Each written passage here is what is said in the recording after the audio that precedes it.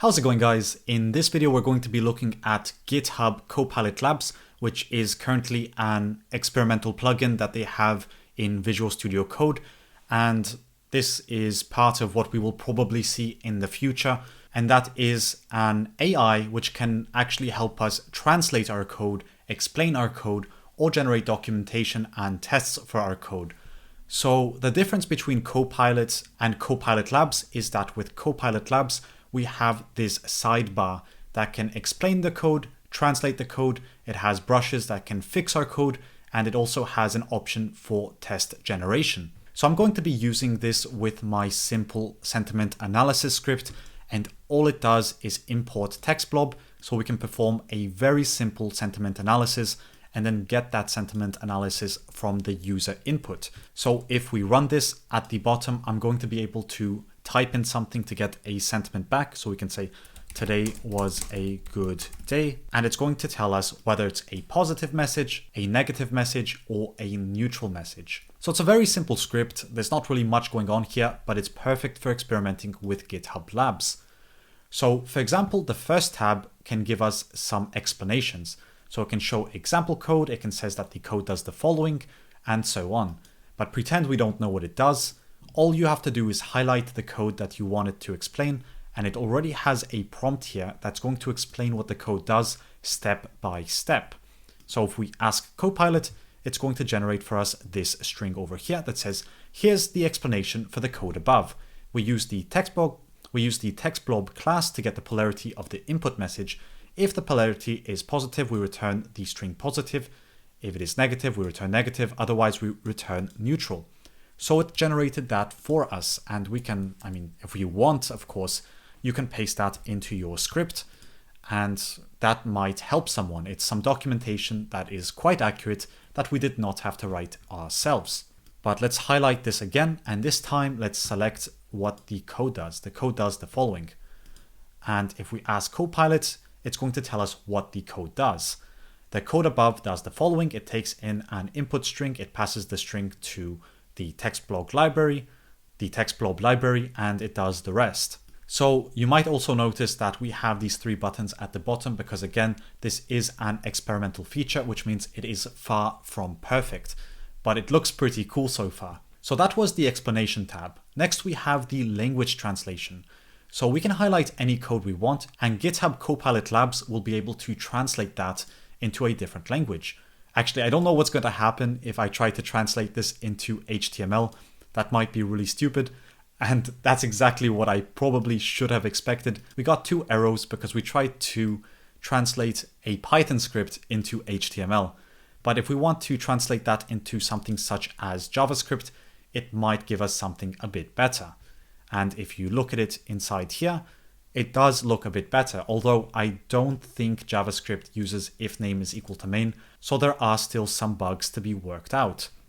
But maybe for something simpler, such as this over here, we can ask Copilot, and it's going to give us something that looks pretty good in JavaScript. So I'm really looking forward to seeing how these features will evolve in the near future, because the concept is absolutely brilliant. And maybe we can change this to something a bit more fun, such as C. And if we ask Copilot to translate that, it looks like it did a good job. I wouldn't be able to tell you right off the bat if that actually works or not, but I like the concept. Next, we can tap on brushes. And brushes are essentially a quick way to fix our code or to make changes to our code with this AI. So here we can actually highlight the get sentiment once again, and we can choose to do one of the following. If we want to document this, we tap on document, and it added the documentation up here, or it added the same function with the documentation. So it returns positive, negative, or neutral sentiment for a given message. Otherwise, I guess we can also highlight the whole thing and say readable, and it's going to try to make it more readable. I guess it just did some formatting there, so that was something else it can do. Otherwise, let's try to remove these types, because I think that's what types does. If we remove type here and type here, this has now become a function without any data types. So let's tap on add types. And it effectively added the types back. I wonder if it's going to do it with if name is equal to main. So if we add types there, it completely ruined my function. Let's try that again. I was not impressed with that. Let's say while true instead. It's having some trouble there, it looks like. What if we just highlight that part? Add types. Okay, I don't know what it's doing anymore. Maybe if I highlight the whole code. If I highlight the whole code, it managed to add a list which we did not use. So there are still some problems with this, but I really enjoy the direction this is heading in. Next, we can try to make this robust. So let's highlight that and tap on Make Robust. And what it did here is try to do all of this, otherwise return neutral, which I guess is an okay way to make this more robust. Now it's always going to return something regardless of the error, although we might not want it to be neutral. We might want it to return something else ideally. So far you can see there are some bugs here, but the concept is absolutely amazing. And test generation is currently only supported for JavaScript and TypeScript. So let's do something super fun, and let's make this an easier script. We're just going to say print hello world, and we have Copilot completing that for us.